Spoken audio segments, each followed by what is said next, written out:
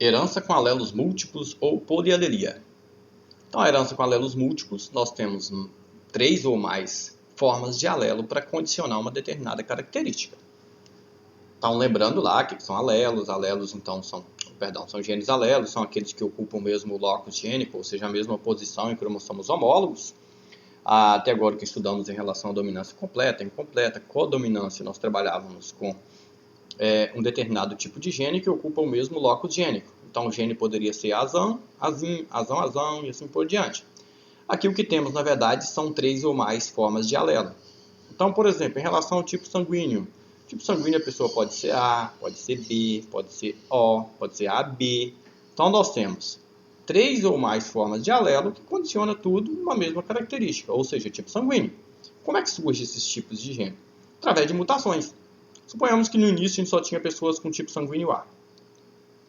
Esse tipo sanguíneo A, em certo momento, pode ter sofrido uma mutação e ter formado um Azinho. Esse Azinho, em certo momento, pode ter sofrido uma outra mutação e formado um tipo sanguíneo A', e assim por diante.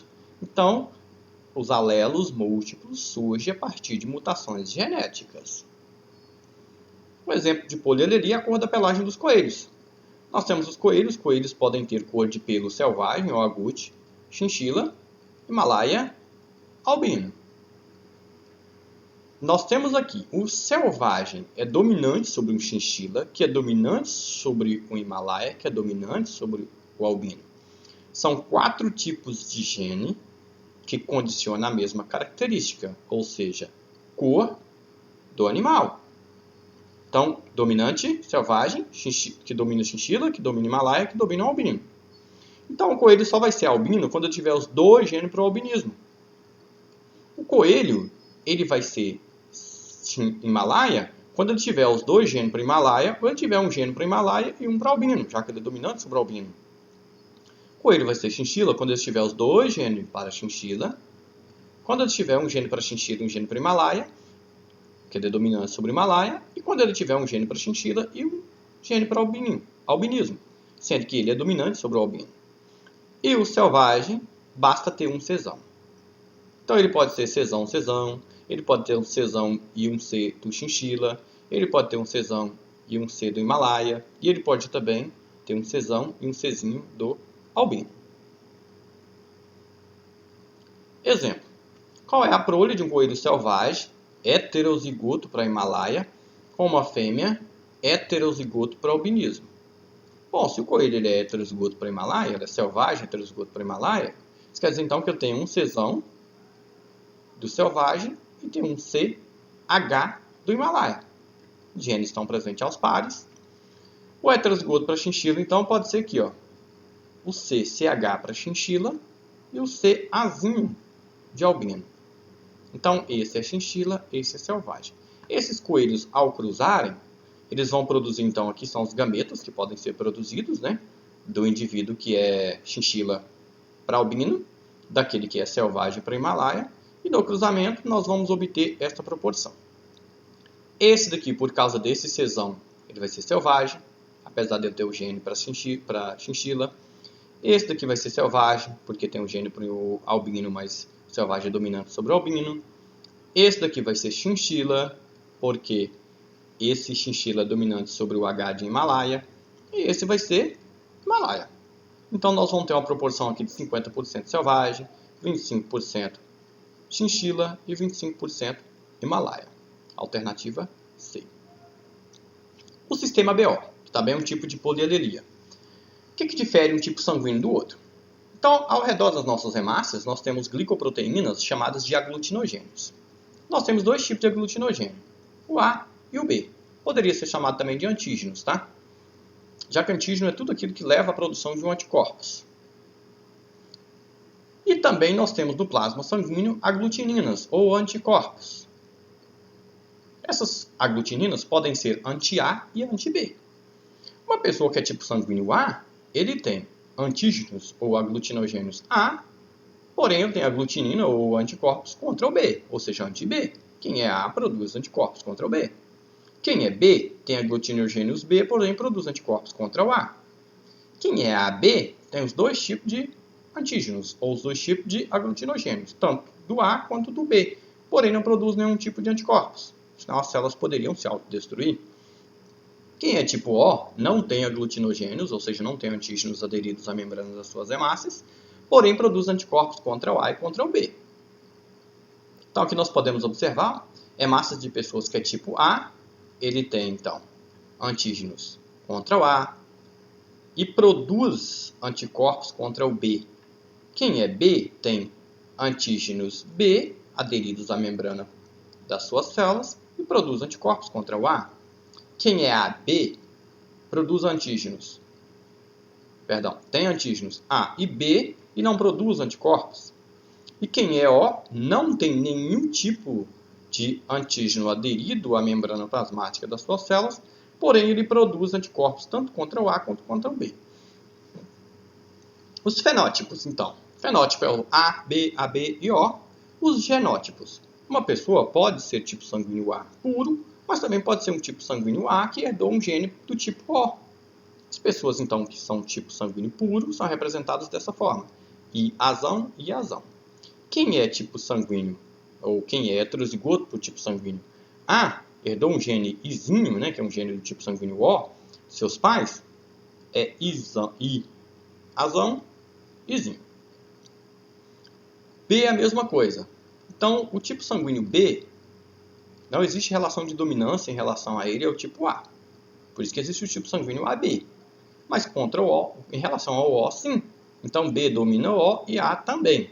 Então, a pessoa pode ser homozigoto, né, puro para o tipo sanguíneo B, ou também pode ser heterozigoto, ou seja, portador de um gene Izinho, do tipo O. Quem é AB? Tem os genes para o tipo A e o tipo B. Então, aí nós não temos dominância, é um caso de codominância, né?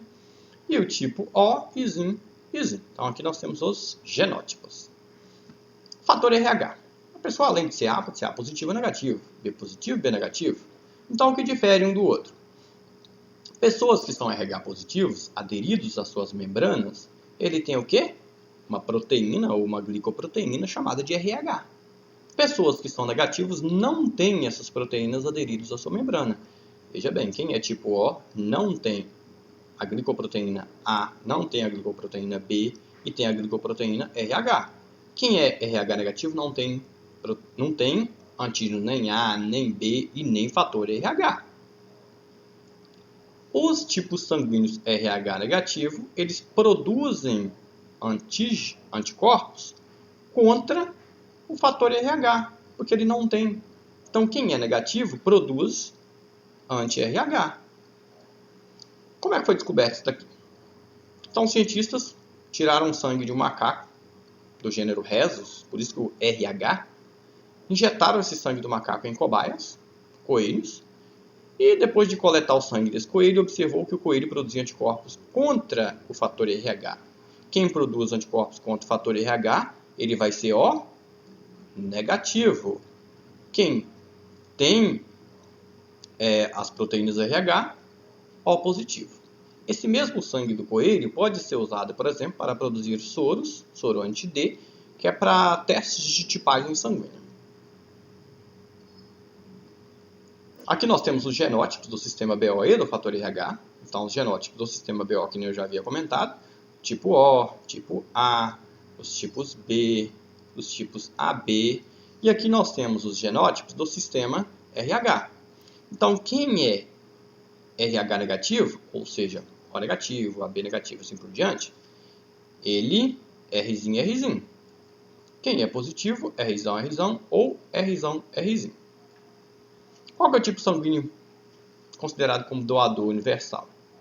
Então, quem é o doador universal? É o O negativo. Por que é o O negativo? Porque o O negativo, ele não tem aderido às suas membranas nenhum tipo de antígeno. Então, ele tem o que? A ausência de antígenos ao redor das suas membranas. Então, em contato com qualquer outro tipo sanguíneo, ele não vai desencadear a aglutinação das hemácias. Quem é o receptor universal é o AB positivo. O AB positivo ele tem todo tipo de antígenos aderidos à sua membrana, então para ele não vai ser problema receber transfusão de sangues diferentes. Ele pode receber do B, pode receber do O, pode receber do A. Quem é tipo sanguíneo A só pode receber de O ou A. Quem é B só pode receber de B ou O. Quem é O positivo só recebe de positivo. Quem é O positivo recebe de positivo e O negativo. Quem é O negativo só recebe de O negativo. Por que não pode fazer essas transfusões de sangue com sangues diferentes? Suponhamos que uma pessoa tipo sanguíneo B recebe uma transfusão de sangue tipo sanguíneo A. A pessoa que é tipo B, ele produz anticorpos contra o A. Esses anticorpos vão destruir essas células que a pessoa acabou de receber. Essas células destruídas aglutinam e podem obstruir vasos sanguíneos, levando a sérios problemas, por exemplo, problemas renais, entre outras coisas. Incompatibilidade sanguínea.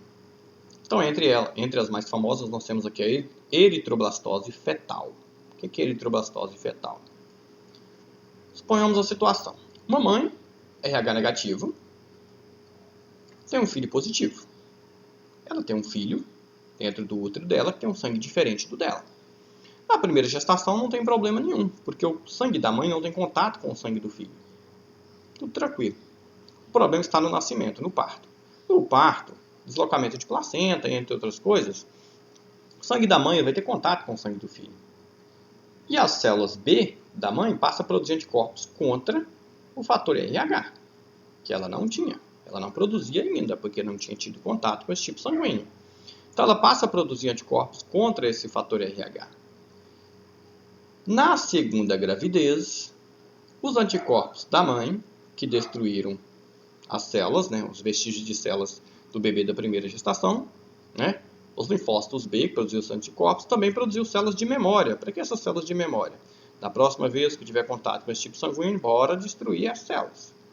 Então essas células de memória, na segunda gravidez, começam a destruir as hemácias do feto. Isso leva a hemólise, Isso leva à morte das células do feto. O que pode ser feito, então, para impedir essa situação? Quando acontece o parto, na primeira gravidez, é preciso dar um soro, ou vamos dizer assim, uma injeção de anticorpos na mãe. Por que eu vou dar essa injeção de anticorpos na mãe? Porque aí as células B não precisam produzir anticorpos, porque eu já estou fornecendo os anticorpos necessários.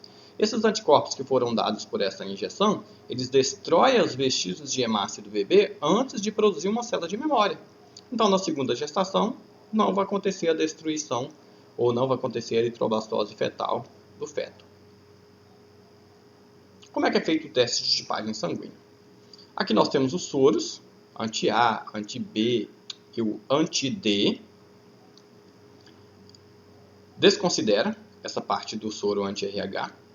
Geralmente não se usa isso daqui. O que se usa, na verdade, são esses outros três. Você vai pegar lá o soro anti-B, soro anti-A, soro anti-RH. Vai pingar 3 gotas de sangue da pessoa em uma lâmina. E você vai pingar uma gotinha desses soros em cada uma dessas gotas de sangue. E vai observar o que acontece. Se você pingou esse sangue aqui, essa amostra de sangue, ele não aglutinou, veja bem, você pingou o soro anti-D. Quem é que produz soro anti-D? Tipo sanguíneo A. Ele já produz o soro anti-D. Perdão, anti-B. Então, essa célula aqui, esse organismo vai ser tipo sanguíneo A. Ah, mas eu quero saber se é positivo ou negativo. Quando você pinga aqui o sangue anti-RH, ou seja, contra o RH, quem é que produziu o soro contra o RH? O negativo. O positivo não tem como produzir, porque ele tem essa proteína. Não tem como ele produzir um anticorpo contra a proteína dele mesmo. Então, essa pessoa vai ser A negativo. Pinguei aqui as amostras. O anti-A não aconteceu aglutinação. Quem produz anticorpos contra o sangue A? O sangue B. O sangue B produz anticorpos contra o tipo A. Eu pinguei o soro contra o D aqui, contra o fator RH e aglutinou. Bom, quem é que possui essa proteína RH aderida à membrana das suas células? É o positivo ou o negativo? O positivo. Então, você pingou um soro contra esse tipo de proteína, que é a proteína RH. Logo, essa pessoa é B positivo. Pinguei amostra de sangue contra o B, contra o A, aglutinou, foi tudo. Quem é que tem, digamos assim, esses dois tipos de proteína aderida à membrana das suas células? A pessoa que é AB, ele tem tanto aglutinogênios A quanto B. Mas quando você pingou o soro anti-RH,